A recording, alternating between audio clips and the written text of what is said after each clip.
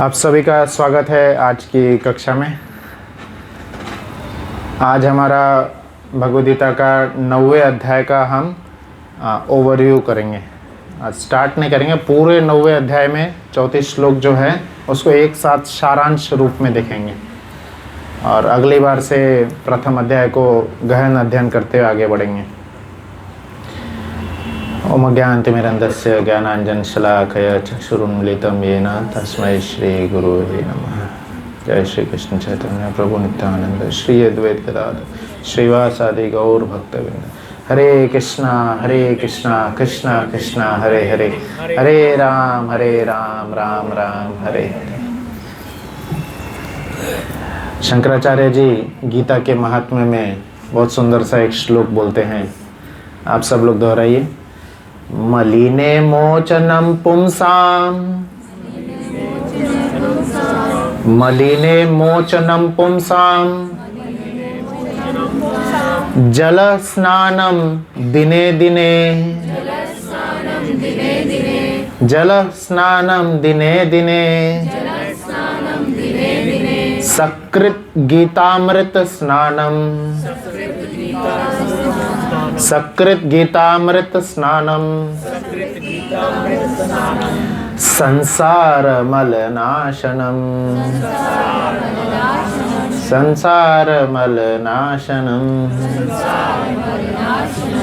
तो बहुत सुंदर बोल रहे हैं शंकराचार्य जी। मलिने मोचनम पुंसाम, हम रेगुलरली जो ये भौतिक शरीर है, क्योंकि हम इस भौतिक जगत में रह रहे हैं, ये भौतिक जगत कैसा है? डिटेरियोरेटिंग जगत है। हमेशा जो है यह डिटेरियोरेट होते रहता है, हमेशा ख़राब होते रहता है। किसी भी चीज़ को आप थोड़े पल के लिए रख देंगे, थोड़े ही पल बाद अपने आप ख़राब हो जाएगा। तो क्या लगता है ये शरीर नहीं ख़राब हो रहा है? शरीर से तो इतना दुर्गंध निकलता है, इतना दुर्गंध निकलता है। शास्त्र में तो ये शरीर का इतना ही बोलते बहुत ही ज़्यादा उसका दुर्गुण बताए गए। तो it's just a bag of stool, urine, mucus and nothing else. पूरा हर 9 द्वार से इतना गंध निकलता है, पर फिर भी क्या बोले, इतना मल निकलता है। तो इसको हम स्वच्छ रखने के लिए क्या करते हैं? डिओड्रेंट लगाते हैं। कुछ लोग लगाते हैं, जल्दी जल्दी में कर लिए, निकल गए। पर जो सभ्य हैं वो क्या करते हैं? जल स्नानम दिने दिने, है ना, दिने दिने, हफ्ते हफ्ते नहीं, महीने महीने नहीं। जल स्नानम, जल से सिर्फ छिड़क लेना है ठंडी के सीजन में, ऐसे छिड़क लिया, ऐसा नहीं। स्नान पूरा भर के स्नान करना है जल से, दिने दिने, रोज के रोज। क्यों? इस शरीर के मल रूपी जो शरीर है उसको स्वच्छ रखने के लिए। तो जब मल रूपी शरीर को स्वच्छ रखने के लिए दिन दिन रोज रोज स्नान करते हैं, और जो और ज़्यादा सभ्य होते हैं तो दिन में 2 से 3 बार स्नान करते हैं। तो यहाँ पे क्या बता रहा है? ये तो सिर्फ शरीर के मल को नाश करेगा। जो अंतर मन है हमारा जो हृदय है, हमारी जो चेतना है, चेतना में जो जन्मों से जो मल जमा हुआ है उसको कौन नाश करेगा?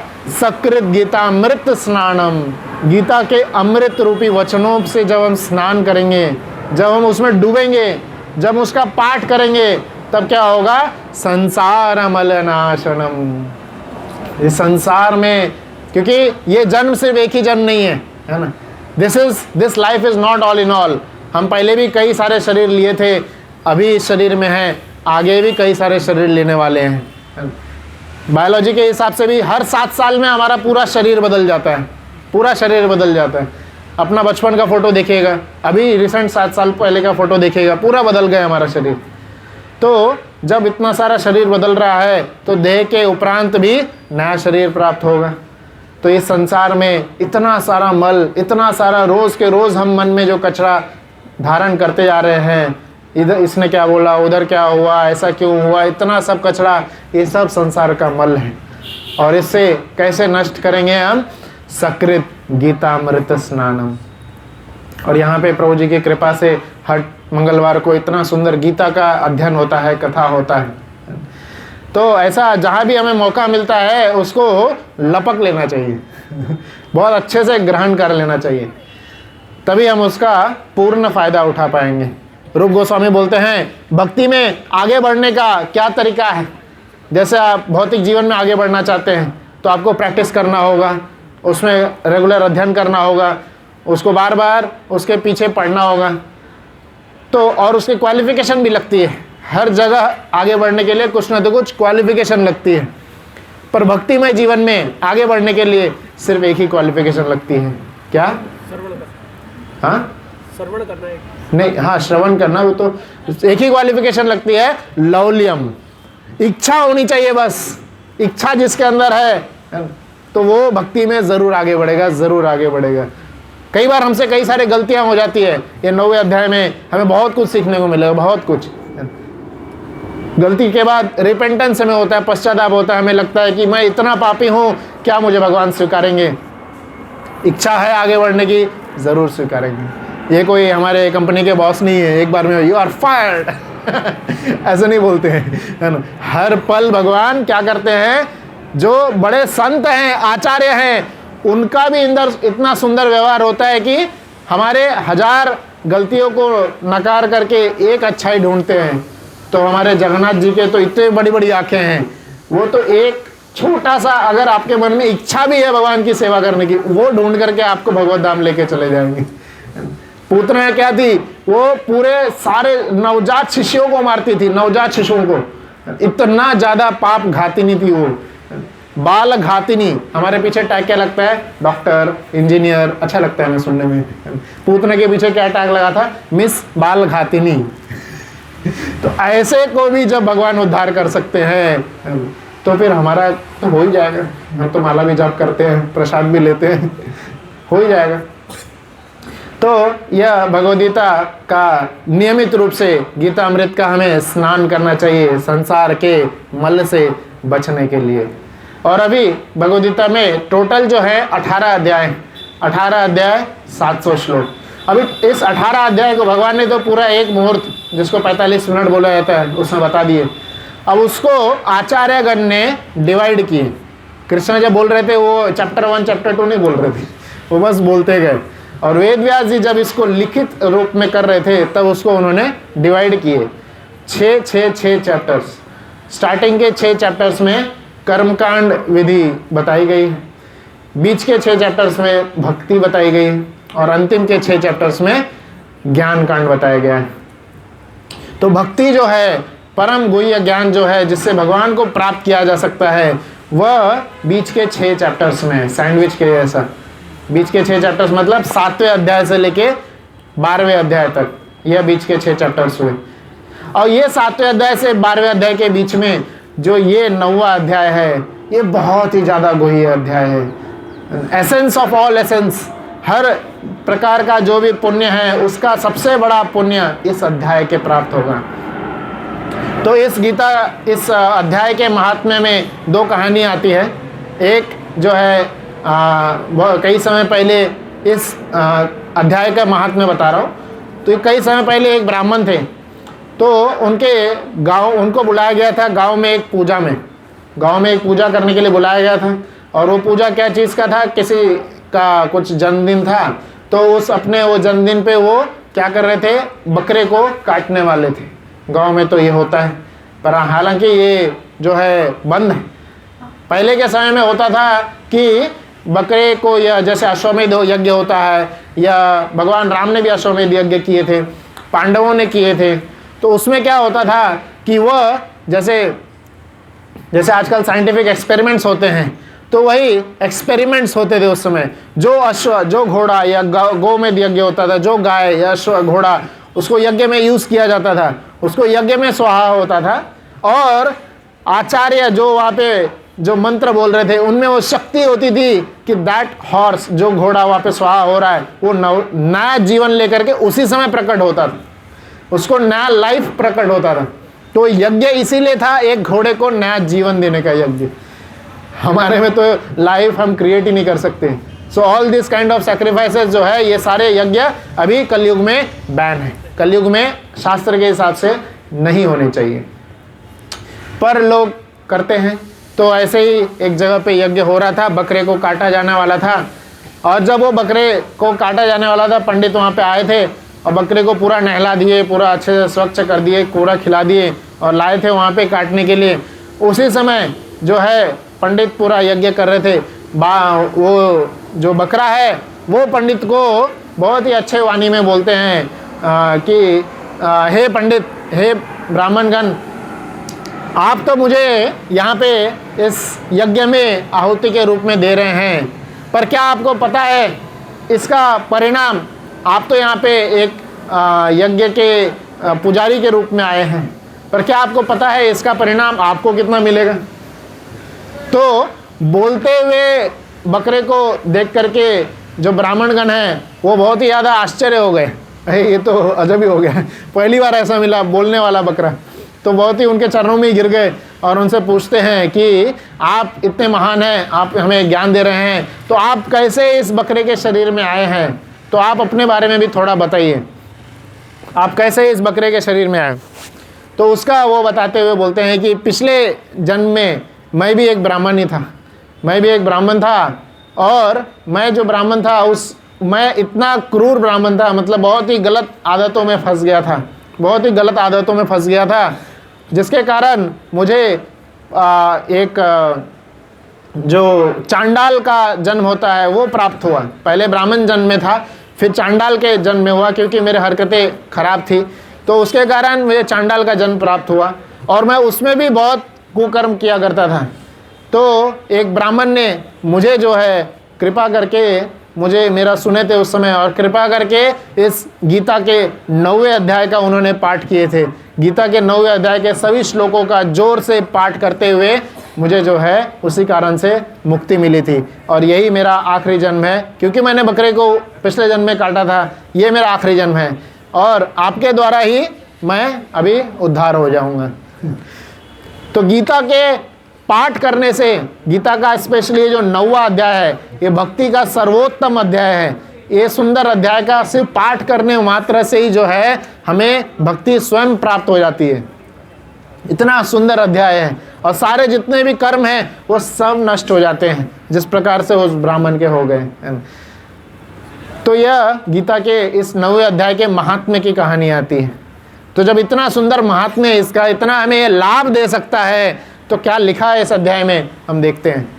यह अध्याय एक तरह से गुह्यतम बताया गया है, और यह अध्याय उन लोगों के लिए है सिर्फ। अब इस अध्याय का क्वालिफिकेशन ही भगवान पहले श्लोक में बता रहे हैं। क्वालिफिकेशन जानना चाहते हैं? हर चीज़ के लिए क्वालिफिकेशन होता है ना, तो इस 9वें अध्याय को पढ़ने के लिए बहुत ही सुंदर क्वालिफिकेशन है। बाकी सारे अध्याय आप पढ़ लीजिए, कोई फर्क नहीं पड़ेगा, पढ़ के कुछ फायदे भी होंगे ही पर इस अध्याय को पढ़ने के लिए क्वालिफिकेशन चाहिए, है ना। कौन सा डिग्री चाहिए? कोई गेस करना चाहेंगे? कहाँ से आपको, कौन से यूनिवर्सिटी से डिग्री चाहिए इस 9वें अध्याय को पढ़ने के लिए? कोई गेस? क्या क्वालिफिकेशन चाहिए? हाँ, श्रद्धा, ये भी अच्छा है, बट यहाँ पे कृष्णा श्रद्धा को नहीं व्यक्त किए हैं। और कुछ? द्वेष, ये है ना। तो ये पहले ही श्लोक में भगवान बोले हैं, अनुसूयवे, ईर्ष्या नहीं रखना है। जो ईर्ष्यालु लोग हैं वो पहले ही चले जाएं, जाना नहीं, प्रसाद पाके जाना। तो ईर्ष्यालु लोग अभी यहाँ पे जो है इस 9वें अध्याय को नहीं पढ़ पाएंगे, समझ नहीं पाएंगे, एक्चुअली समझ नहीं पाएंगे। पढ़ भी लेंगे तो समझ लेंगे कुछ नहीं, उनके लिए काला अक्षर भैंस बराबर होगा पर जो ईर्ष्या नहीं करते हैं कृष्ण से, भगवान से ईर्ष्या नहीं करते हैं, वो इस ज्ञान को आसानी से समझ लेंगे, आसानी से समझ लेंगे। वो उनके हृदय में ये ज्ञान स्फुरित होगा, क्योंकि कई सारे लोग कृष्ण से ईर्ष्या करते हैं, कई सारे लोग। स्वयं गीता जो कि कृष्ण ने बोली है, जिसका उद्देश्य है कृष्ण के नाम रूप गुण लीलाओं का चर्चा करना, जाप करना, वो क्या बोलते हैं, ऐसे गीता में से कृष्ण को हटा देते हैं। बोलते हैं नहीं, कृष्ण को समर्पण नहीं करना है, कृष्ण के अंदर जो ब्राह्मण है उनको समर्पण करना है, उनकी पूजा करनी है। नहीं, कृष्ण कई बार कई सारे श्लोकों में बोले हैं, मेरे में मन लगाओ, मेरा पूजा करो, सिर्फ मेरी आराधना करो। तो ऐसे कई सारे श्लोक इस अध्याय में भी बोलेंगे, डायरेक्टली बोला जाएगा। जैसे कि अगर कोई व्यक्ति माइक्रोसॉफ्ट में काम कर रहा है तो उससे पूछेंगे आपकी जर्नी यहाँ तक कैसे रही, आप इतने अच्छे पोस्ट पे माइक्रोसॉफ्ट में काम कर रहे हैं, तो बताएगा वो हाँ मैं IIT में किया था पढ़ाई और फिर पोस्ट ग्रेजुएशन मैंने MIT से किया, उसके बाद में माइक्रोसॉफ्ट में आ गया और माइक्रोसॉफ्ट में इस पोस्ट पे हूँ। तो अगर कोई दूसरा बोलने लगा कि अरे आप तो अपना बहुत ज़्यादा बड़ा चढ़ा के बोल रहे हैं, इतना आप गौरवान्वित महसूस कर रहे हैं, नहीं आपने पूछा मैंने बताया सिंपल है ना। तो ये कोई गौरवान्वित नहीं है। ऐसे कई सारे भगवान जो है अर्जुन पूछ रहे हैं भक्त होने के नाते ईर्ष्या नहीं करते हैं, बहुत ही परम प्रेम करते हैं, इस प्रेम नाते भगवान से पूछे हैं कि आपका ऐश्वर्य क्या है, वो भगवान बताएंगे इस 9वें अध्याय में। तो ईर्ष्यालु लोगों को इस अध्याय में कोई प्रवेश नहीं है। क्वालिफिकेशन क्या है, ईर्ष्या हटानी है, भगवान के प्रति जो है प्रेम को जागृत करना है ना। वो प्रेम, वो जब भगवान के प्रति करुणा जागृत होगी, कितने करुणामयी है कृष्णा, है ना, वो जब जागृत होगी भगवान के, हम भक्तमय भक्त वत्सलता को देखेंगे, भक्त से जो करुणा करते हैं उसको देखेंगे ना, ये अध्याय से हमें प्रेम हो जाएगा और भगवान की भक्ति प्राप्त होगी। तो ये अध्याय में टोटल 34 श्लोक है, 34 श्लोक हैं।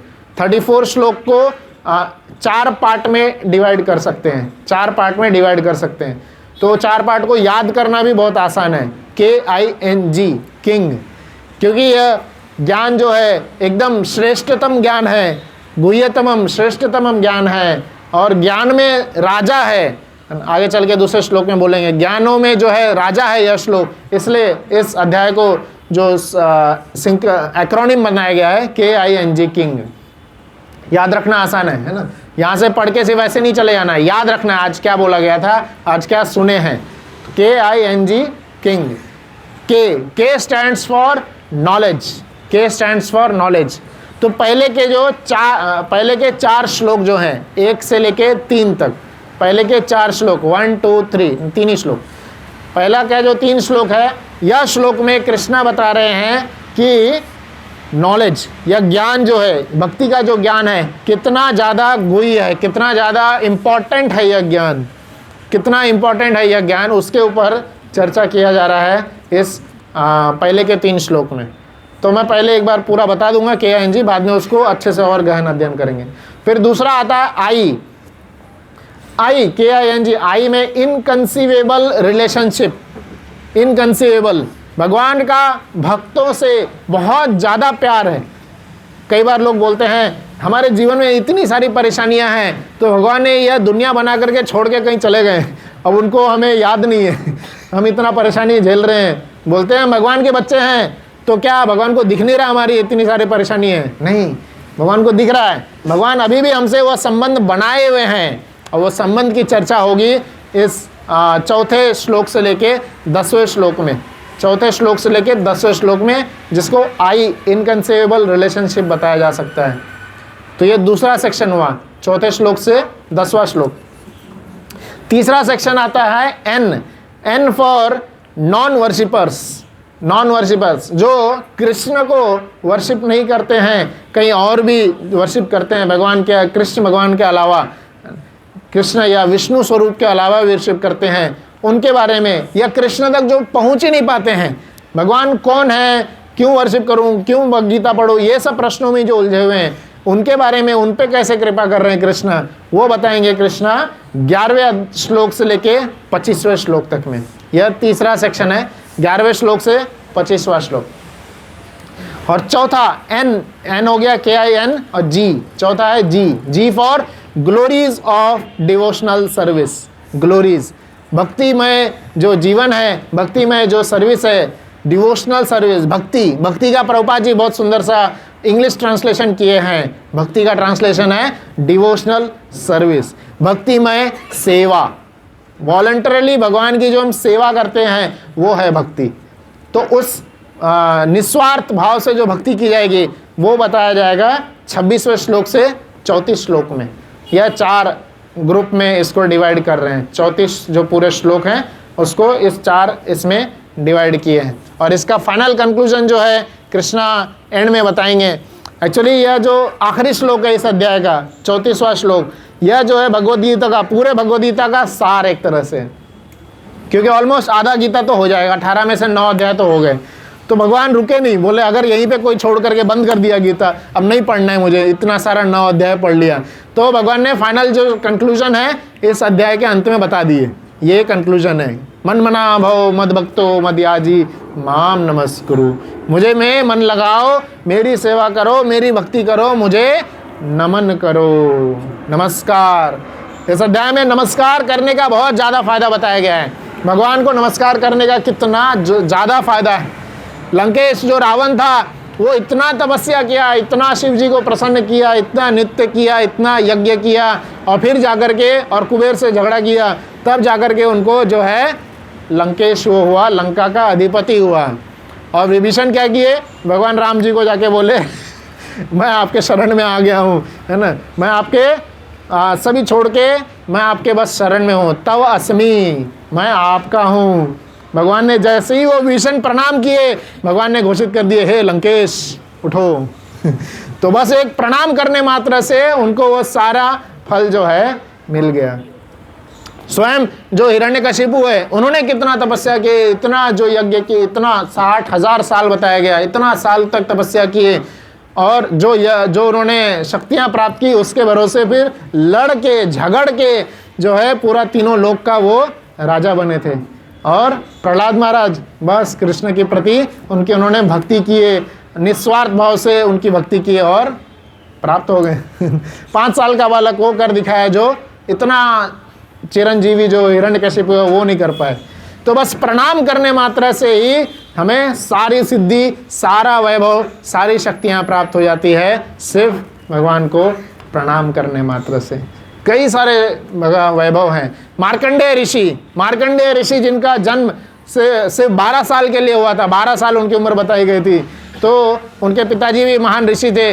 उन्होंने भी क्या बोले, जब शिव जी से आराधना करते हुए जाके बोले कि आप प्रणाम करिए सबको, उन्होंने जो भी आते थे सबको प्रणाम करते थे, सबको, है ना। पुशअप्स मारते ना आजकल पुशअप्स, तो वैसे ही कुछ काइंड ऑफ कंटिन्यूसली पुशअप्स चलते रहता था उनका। और कंटिन्यूसली जो आचार्यगण है, जो संतगण है, जो नॉर्मल जो भी व्यक्ति है, देवतागण, सबको प्रणाम करते थे। और 12वें साल में जब यमराज आ रहे थे उनको भी प्रणाम कर लिए। और जब किसी को भी कोई प्रणाम करेगा क्या निकलता है, चिरंजीवी भव और उन यमराज के मुख से निकल गया तब तो हो गई। और स्वयं कई जगह पे ऐसा वर्णन आता है, स्वयं शिव जी भी आकर के उनके सामने प्रकट हो गए थे और उनकी जो है आयु बढ़ा दिए थे। तो प्रणाम करने में से बहुत सारे फायदे हैं।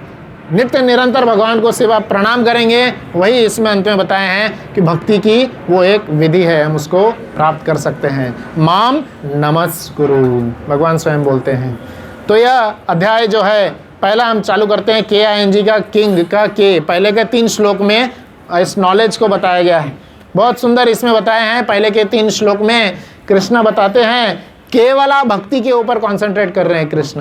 बहुत सुंदर इसमें वर्ड भी यूज किए हैं, इदम तू ते गुह्यतमं प्रवक्ष्यामि अनुसूयवे ज्ञानम विज्ञान सहितम यज्ञात्वा मोक्ष से अशुभात्। तो कृष्ण क्या बोल रहे हैं इसमें, गुह्यतमम, है ना, एक होता है गुड, फिर होता है बेटर, फिर होता है बेस्ट, सुपरलेटिव डिग्री जिसको बोल सकते हैं इंग्लिश के ग्रामर के हिसाब से। तो यह यहाँ पे कृष्णा सुपरलेटिव डिग्री यूज कर रहे हैं। गुह्यतमम, 3 वर्ड आते हैं। गुह्य मतलब सीक्रेट, गुह्यतर मतलब उससे बड़ा सीक्रेट, बहुत ही ज्यादा जो सीक्रेट होता है। गुह्यतमम भी, और गुह्यतमम तम मतलब म में जो हलंत आता है, और इसमें म में हलंत भी नहीं है, पूर्ण म है ये। तो गुह्यतमम सुपरलेटिव डिग्री है ये। यह कृष्णा इस लेवल का ज्ञान यहाँ पे बता रहे हैं। अब इस लेवल का ज्ञान क्यों है आप इस तरह से समझ सकते हैं, क्योंकि इसमें जो है एकदम हाईएस्ट लेवल की भक्ति के बारे में बताया जा रहा है। जैसे कि हमारे जो एक छोटे से एग्जाम्पल से समझ सकते हैं, जैसे कि अगर कोई लीडर है, जैसे PM मोदी हैं, है ना, कोई एक नेता है, तो नेता का 3 रोल हो सकता है। एक जो पार्लियामेंट में है तो वो खड़े होकर के सिर्फ भाषण दे रहा है, और जो स्क्रिप्टेड होता है वहाँ पे जो लिखा रहता है वो बोलता है ना।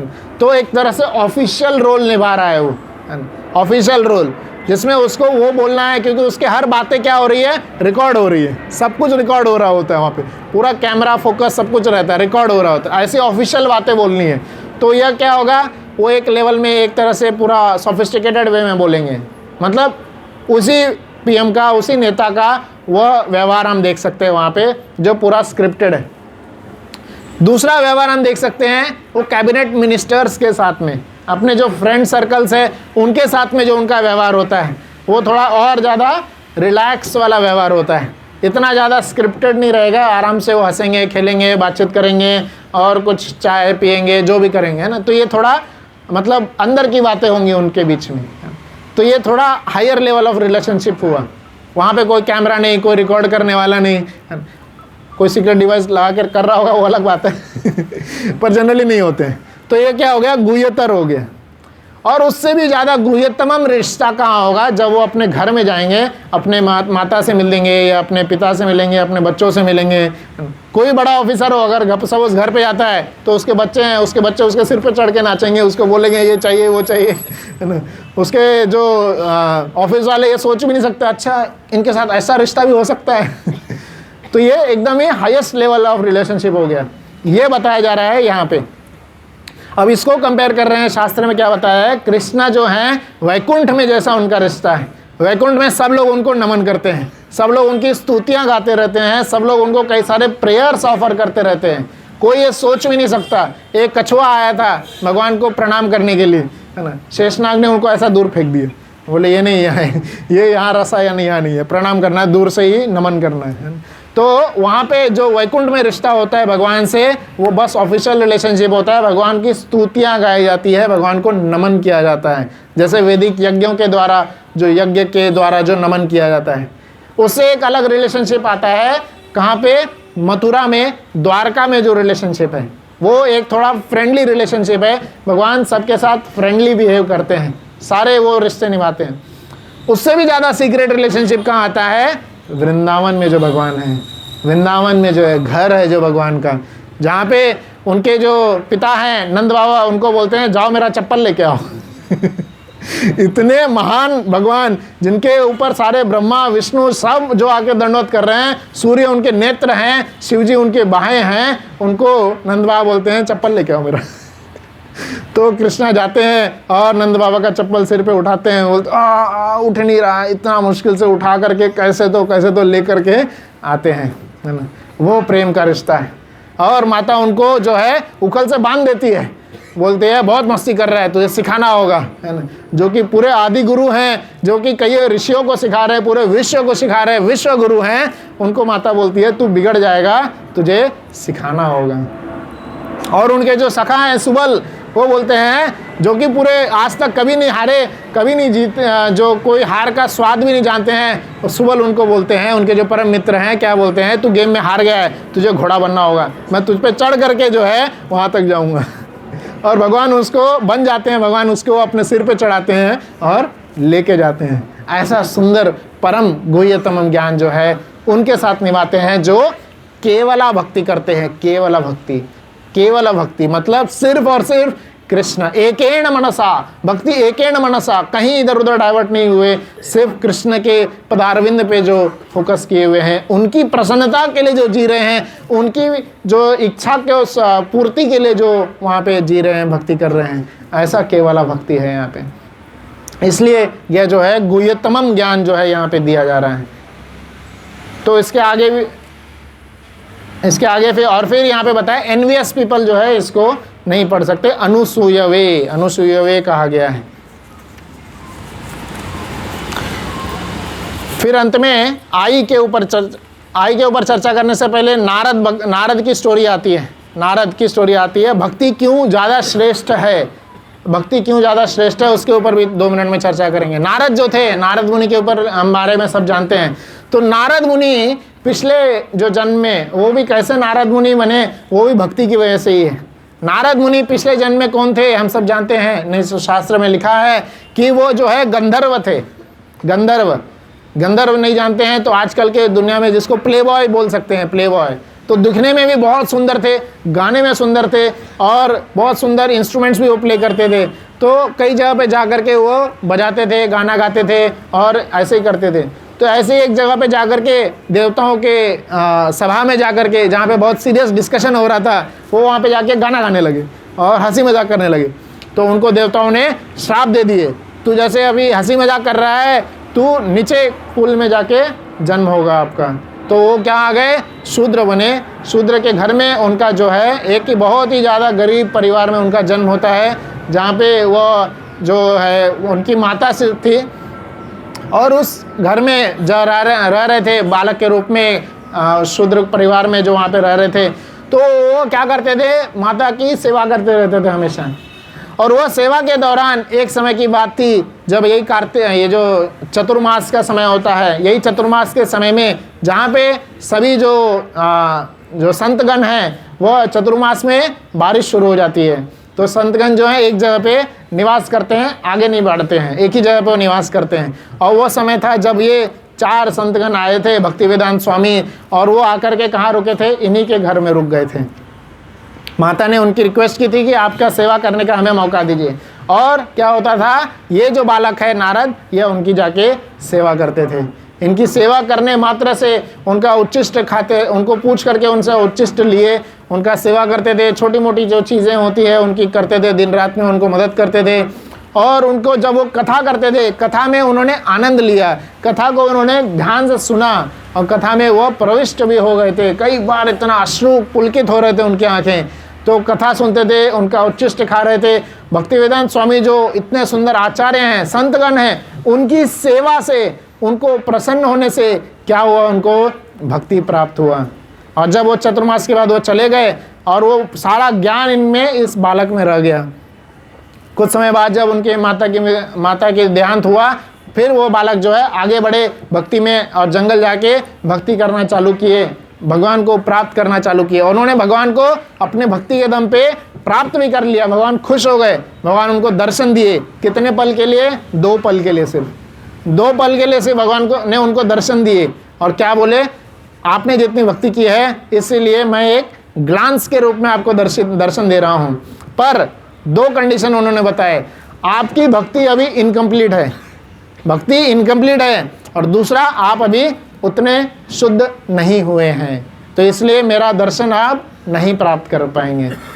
आप और भक्ति करिए, भक्ति में आगे बढ़िए, मेरा कृपा है, मेरा आशीर्वाद है, आप और पूर्ण शुद्ध भक्त बनेंगे।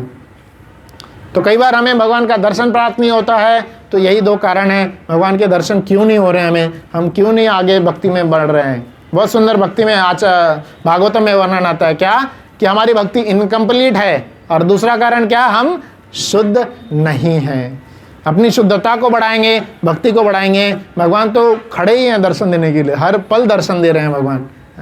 तो यह नारद मुनि की स्टोरी से हमें यह पता चलेगा कि कितना सुंदर उन्होंने भक्ति के में इंटरेस्ट लेकर के और उसमें आगे बढ़े वो, और इस तरह से उन्होंने भगवान तक को प्राप्त किए, है ना। यह गुह्यतमम ज्ञान जो है कृष्ण का, इसमें बताया है।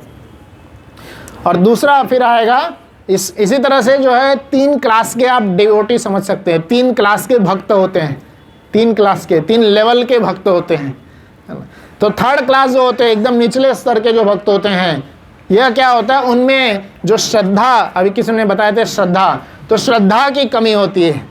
जिनमें श्रद्धा की कमी है वो 3rd क्लास भक्त माने जाते हैं। उनको क्या होगा कि कोई भी इधर उधर कोई कुछ बोल देगा भक्ति में, हाँ चलो इधर ये करना चाहिए, वो करना चाहिए, भगवान नहीं होते हैं। जैसे कोई फिल्म आ जाती है भगवान के अगेंस्ट में, कोई ज़्यादा कोई कमेंट कर देता है, तो उसमें वो भाग जाएंगे और वो भगवान से दूर हो जाते हैं। क्यों? श्रद्धा की कमी की वजह से। तो इसलिए वो 3rd क्लास भक्त कहलाएंगे। छोटे से थोड़ा सा भी नानू हुआ, भगवान अपने निजी जीवन में कुछ परेशानी हो रही होगी, भक्ति से दूर हो जाते हैं। ये हैं 3rd क्लास। थोड़ा सा जिनका श्रद्धा बढ़ जाता है, श्रद्धा कैसे बढ़ेगा, जैसे नारद मुनि का जो बालक रूप में था, उसका श्रद्धा कैसे बढ़ा, भक्तों के संग से, भक्तों की सेवा करने से, भक्तों की कृपा जब प्राप्त हुई तब उनका श्रद्धा बढ़ गया। और जैसे ही श्रद्धा बढ़ेगा फिर क्या होगा, ज्ञान भी बढ़ना चाहिए। श्रद्धा मात्र से कुछ नहीं होता है, श्रद्धा के बाद ज्ञान होना चाहिए। इसलिए जो दूसरा आएगा जिसमें भगवान अपने ऐश्वर्य के बारे में बताएंगे, अपनी भक्ति के बारे में बताएंगे, 4थे श्लोक से लेकर के दूसरा सेक्शन I और N दोनों 25वें श्लोक तक पूरा भगवान अपने ज्ञान के बारे में बताए हैं, अपने ऐश्वर्य के बारे में बताए हैं। जब ज्ञान प्राप्त होगा तब हमें भगवान के चरण कमल से हम कभी भी दूर नहीं हो पाएंगे। जो अच्छी तरह से जो पूर्ण ज्ञान ले लिया वो तो शुद्ध भक्त हो जाते हैं, वो फर्स्ट क्लास डिवोटी हो जाते हैं, उनका श्रद्धा भी पूर्ण है, ज्ञान भी पूर्ण है, ऐसे शुद्ध भक्त होते हैं। पर ज्ञान की थोड़ी बहुत कमी के माध्यम से जो हम लोग हैं, ज्ञान थोड़ा बहुत कम है तो हम भटकने के चांसेस होते हैं, बट छोड़ के नहीं जाएंगे हम भक्ति। हम सेकंड क्लास भक्त में आते हैं। हम श्रद्धा है, भगवान है, भगवान की भक्ति करनी है, एकल ईश्वर कृष्ण आरा सब भृत्य, ये हमें विश्वास है, सिर्फ कृष्ण ही एकमात्र ईश्वर है और सभी जो हैं भृत्य हैं, सर्वेंट्स हैं, सिर्फ कृष्ण की भक्ति करनी है, हमें विश्वास है, पर ज्ञान की कमी है। तो कई बार हम फ्लक्चुएट होते रहते हैं, भक्ति बढ़ती है कम होती है, बढ़ती है कम होती है। तो स्टेबल कैसे होगी? जब हम भगवान के ऐश्वर्य को समझेंगे। भगवान के ऐश्वर्य को जब हम समझेंगे तो ऐसे कई सारे ऐश्वर्य का ज्ञान जो है इसमें बताएं। तो क्यों नहीं समझ पाते हैं हम इसमें? 11वें श्लोक में आप देखेंगे, 11वें श्लोक पे यहाँ पर चर्चा करेंगे। भगवान वहाँ पे बोलते हैं, अवजानन्ति माम मूढ़ा मानुषम तनुमाश्रितम परम भाव अजानंतो मम भूतम महेश्वरम। जिस प्रकार से अगर आपसे कोई पूछने लगा आकर के आपका नाम क्या है, कहाँ रहते हैं, क्या करते हैं, आपके पर्सनल लाइफ के बारे में जानने लगा, तो आप क्या सीधा बता देते हैं? नहीं, है ना? आप उसको तब तक नहीं बताएंगे जब तक वो आपसे उसका उतना घनिष्ठ संबंध नहीं हो जाते हैं। जब आप इतना हक रखते हैं अपना सीक्रेट्स को रिवील नहीं करने का, तो कृष्णा तो रखते ही है तो कृष्णा भी अपने सीक्रेट्स कभी रिवील नहीं करेंगे, अपने बारे में ज्ञान नहीं बताएंगे, कृष्णा कितने प्रिय हैं वो नहीं बताएंगे। इसलिए बचपन में आपने सुने होंगे, पेरेंट्स आपको बोलते होंगे, जाओ भगवान के पास प्रणाम करो नहीं तो एग्जाम में फेल हो जाओगे ऐसे डर के स्तर पे हम भक्ति करते थे, डर के स्तर पे हम भगवान पे जाते थे, डर का स्तर था, है ना, कि नहीं भगवान की भक्ति करेंगे तो ये अनिष्ट हो जाएगा, वो हो जाएगा। पर ये डर का स्तर नहीं है, वो तो एक लेवल बताया जाता है ना। धीरे धीरे उठते हुए ड्यूटी के स्तर पे आते हैं, जब हम कर्तव्य समझते हैं, जब हम जानते हैं, देखते हैं भगवान इतना सारा चीज़ हमें दे रहे हैं, इतना सब कुछ खाने को दे रहे हैं, पीने को दे रहे हैं, रहने को दे रहे हैं, इतना सारा चीज़ हमें भगवान दे रहे हैं, तब एक कृतज्ञता आती है। कृतज्ञतावश भगवान के पास जाते हैं, वो एक अलग लेवल की भक्ति होती है। और उससे बढ़कर जब हम भगवान के पास सिर्फ एक रिश्ता स्थापित करने के लिए जाते हैं, मेरे पिता हैं, मेरे परम मित्र हैं, मेरे परम गुह्य जो है फ्रेंड हैं, सखा है, प्रेयसी हैं, प्रेमिका हैं, इन रिश्तों में जो हम देखेंगे 5 रस जो बताए जाते हैं, वात्सल्य रस, शांत रस, साख्य रस, वात्सल्य रस और फिर माधुर्य रस, इन 5 रसों में जब हम भगवान से रिश्ता स्थापित करेंगे, वह जो रिश्ता होगा वो हमें भगवान से कभी जो है दूर नहीं करेगा। तो भगवान क्या बोल रहे हैं? अवजानन्ति माम मूढ़ा, मुझे मूर्ख लोग नहीं जान सकते। पर वहीं क्या हमारा कोई उम्मीद नहीं है, हमारे लिए कोई होप नहीं है, हम कभी नहीं जान पाएंगे भगवान को? 13वें श्लोक में भगवान बोलते हैं, नहीं, आप थोड़ा सा पढ़ाई लिखाई करिए, थोड़ा श्रद्धा बढ़ाइए, गीता के हर ट्यूसडे को क्लास में आइए, तो फिर क्या होगा? आप क्या बन जाएंगे? आप महात्मा बन जाएंगे। महात्मा गांधी नहीं महात्मा जो व्यवहार से, आचार्य से महात्मा होते हैं, अपने व्यवहारिक ज्ञान से महात्मा होते हैं। महात्मा नास्तु माम पार्थ दैवीं प्रकृति आश्रितः, आप दैवी के प्रकृति के आश्रय में हो जाएंगे, महात्मा हो जाएंगे आप। तो यह महात्मा बनने का जो सफर है श्रद्धा को बढ़ाने से होता है। श्रद्धा और ज्ञान को भगवान के प्रति बढ़ाना होगा। और फिर भगवान बोलते हैं 16वें अध्याय में, बहुत सुंदर सा एक भगवान बताएंगे, नहीं 16वें से चालू होता है। जैसे ही हम भगवान से रिश्ता बढ़ाना चालू कर दिए, तब हमें भगवान बताएंगे किस किस रूप में मैं तुमसे रिश्ता निभा रहा हूँ, है ना। हमें क्या लगता है भगवान हमसे कोसों दूर है, पर 17वें अध्याय से 17वें श्लोक से 25वें श्लोक में कृष्णा क्लियर बता रहे हैं, अरे कितना नजदीक हूं मैं तुम्हारे। सारे श्लोक, पूरा 17वें श्लोक से 25वें श्लोक में कृष्णा यही बताए हैं कितना नजदीक हूं। पितामहस्य जगतो माता धाता पितामह वेद्यम पवित्रम ओंकारम ऋष्यम यजुर्वेह। भगवान क्या बोल रहे हैं? मैं ही तुम्हारा पिता हूँ, मैं ही माता हूँ, मैं ही तुम्हें आश्रय देने वाला हूँ, पितामह हूँ। ये इसमें बताया। अगले श्लोक में बोलेंगे मैं ही तुम्हारा पालन करता हूँ, स्वामी हूँ, साक्षी हूँ, शरण लेने योग्य हूँ। और अगले श्लोक में बोलेंगे मैं ही हर प्रकार का तपस्या करने वाला हूँ, हर प्रकार का दान का श्रेय भी मुझे जाता है। ऐसे पूरे 25वें श्लोक तक भगवान बहुत सुंदर गुणगान किए हैं। अपना रिश्ता जो है हमारे साथ, हम जैसे तुच्छ जीवों के साथ में उनका रिश्ता क्या है उसको बताए हैं। अब जैसे ही यह श्लोक यह सब बताए भगवान, रिश्ता स्थापित हो गया। अब रिश्ता स्थापित होने के बाद में हमें क्या करना चाहिए? भगवान हमसे इतना सारा रिश्ता निभा रहे हैं, तो हमें इन रिटर्न क्या करना चाहिए? 27वें श्लोक में भगवान बोले हैं, यत करोषि यत स्नासि यत जुहोषि ददासि यत। बहुत सुंदर श्लोक है ये, है ना। जैसे आप सब अगर जानना चाहते हैं आप भगवान से कैसे संबंध बनाएं, सिर्फ भक्ति अगर नहीं करना है कोई बात नहीं, आप क्या करिए, यत करोषि, जो भी आप कर रहे हैं भगवान को समर्पित कर दीजिए।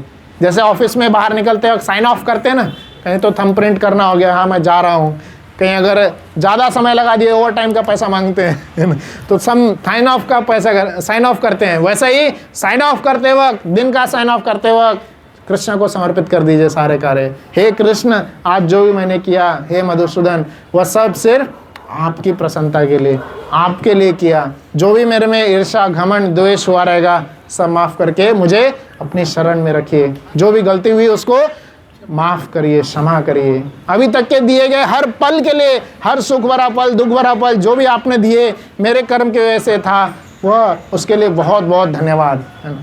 ऐसा जब हम भगवान के प्रति जाएंगे, यद करोषि यद अस्नासि, जो भी कर रहे हैं, जो भी यज्ञ कर रहे हैं, जो भी ग्रहण कर रहे हैं, सब कृष्ण को समर्पित करते हुए करना चाहिए।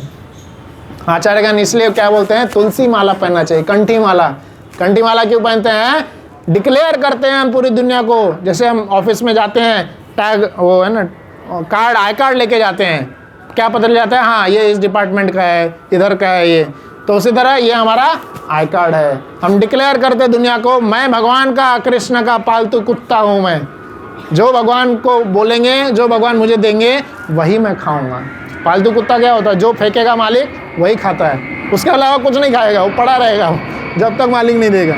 तो उसी तरह से हम वही ग्रहण करेंगे जो कि कृष्ण को चढ़ाया हुआ है, कृष्ण को समर्पित किया हुआ है, जो कि प्रसाद है, प्रभु का साक्षात दर्शन करा रहा है, वह होता है प्रसाद। वही हम ग्रहण करेंगे। यद करोषि यद अस्नासि यद जुहोषि यद तत्कुरुम सर्व मद अर्पणम। मुझे अर्पण करते हुए सब कुछ करेंगे तभी भक्ति बढ़ेगी। और इससे क्या होगा? सब कुछ अर्पण करने से क्या होगा? सब कुछ जो हम पढ़ाई कर रहे हैं कृष्ण की प्रसन्नता के लिए कर रहे हैं, यज्ञ कर रहे हैं कृष्ण की प्रसन्नता के लिए, कर्म कर रहे हैं उनको समर्पित करते हुए, ये बोलना है, करना है। उससे क्या होगा? 28वें श्लोक में भगवान बोलते हैं, बहुत सुंदर सा बोलते हैं 28वें श्लोक में, जिसको कुछ भी उम्मीद नहीं है भगवान से, 28वां श्लोक पढ़ लीजिए। यह श्लोक भगवान हमें उम्मीद दिलाते हैं। क्या बोलते हैं? शुभ अशुभ फलम करे व मोक्षसी कर्म बंधन है। हर प्रकार से कर्म बंधन से आप फ्री हो जाएंगे। संन्यास योग युक्ताम विमुक्त माम उपैष्यसि। उपैष्यसि, भगवान को आप प्राप्त करेंगे। कृष्णा सीधा बोल रहे, इधर उधर नहीं बोल रहे। क्या बोले? माम उपैष्यसि।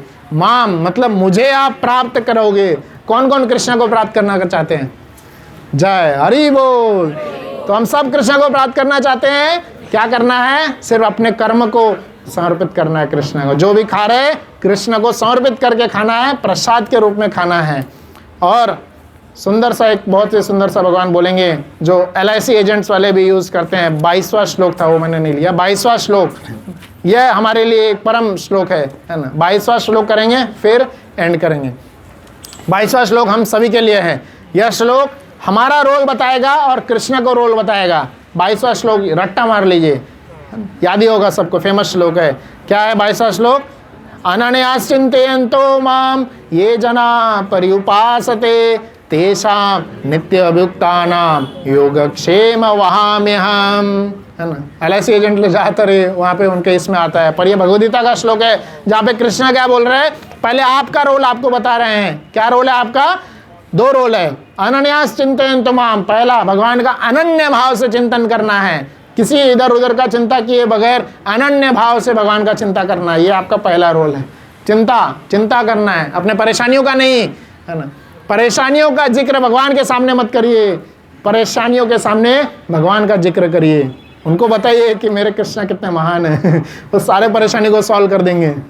तो अनन्यास चिंतयन्तो माम, अनन्य भाव से कृष्ण का चिंतन करना है। और दूसरा क्या करना है? ये जना पर्युपासते। पर्युपासते भगवान मतलब भगवान के पूजा करना है। तो इससे क्या होगा? 2 रोल हमें करना है। आगे का भगवान क्या करेंगे? तेषाम नित्य युक्तानाम योगक्षेम वहामि हम। जो ऐसा कर रहा है उसको जो भी चीज़ की कमी होगी, जो भी चीज़ प्राप्त नहीं होगा, वह भगवान स्वयं ला के देंगे, स्वयं ला करके। वहामि क्या लिखे हैं, बाय डिलीवरी बॉय के द्वारा, पोर्टल के द्वारा नहीं भिजवाएंगे, है ना। जिसमें गलत एड्रेस हो गया तो कहीं और पहुंच जाएगा, ऐसा नहीं। वहामि अहम बोले हैं, अहम, मैं खुद आकर के वो सब चीज़ करूँगा। कृष्णा बोलते हैं कृष्णा स्वयं आएंगे। ऐसे कई सारे एग्जाम्पल्स भी हैं, उसकी अभी चर्चा नहीं करेंगे। तो यह क्या बताए थे एंड में, क्या करना है, अनन्यास चिंतन तमाम, भगवान की अनन्य भाव से चिंता करनी है। अब हमें समझ में नहीं आ रहा है अनन्य भाव से चिंता कैसे करें, तो 4 चीज़ बता दिए भगवद गीता के एंड में। 34वां श्लोक, मन मना भव मद भक्तो मद याजी माम नमस्कुरु मामैव श्यसि युक्तव्यम आत्मनम मत परायणः। क्या करना है, बोले मन मना, मन लगाओ कृष्ण में, मद भक्तो, मेरे भक्त बनो। मन लगाना बहुत मुश्किल है। दिन भर हम कई सारी चीज़ों में, परिवार में, नौकरी में मन लगते रहता है, मुश्किल है। थोड़ा लेवल नीचे आ गया, भगवान नहीं लग रहा है मन, ठीक है, एटलीस्ट भक्त बन जाओ। भक्त भी नहीं बन पा रहे हो और लेवल नीचे कर दिए। मद याजी, कभी कभी इस प्रोग्राम में आ जाया करो, हफ्ते में एक ही बार होता है। यादी, घर पे आओ, मंदिर में आओ, प्रोग्राम में आओ, वो भी नहीं हो पा रहा है, ठीक है, भगवान और लेवल नीचे कर दिए। क्या बोले, माम नमस्कुरु, सिर्फ नमस्कार करो। नमस्कार करने मात्र से भगवान प्रसन्न हो जाते हैं। ऐसे मेरे कृष्ण हैं। पत्रम पुष्पम फलम तो हम, सिर्फ पत्ता ऑफर करने से प्रसन्न हो जाते हैं। इस गुह्यतम ज्ञान को जो है इस 9वें अध्याय में बताएं। 9वां अध्याय यहीं पे संपन्न होता है, 34 श्लोक थे।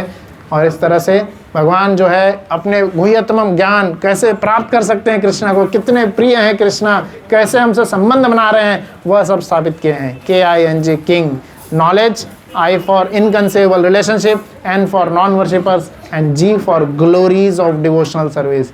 क्या है glories of devotional service? भगवान स्वयं आके आपकी परेशानी हल करेंगे। योगक्षेम वहामि अहम, हमें क्या करना है, सिर्फ नमस्कार करना है। हरे कृष्णा। किसी का कोई प्रश्न है तो ज़रूर पूछिए, या तो एंड में भी साइड में आके पूछ सकते हैं। हरे कृष्णा। यहाँ पे अंत करेंगे। हरे कृष्णा कृष्णा कृष्णा हरे हरे, हरे राम राम राम हरे हरे।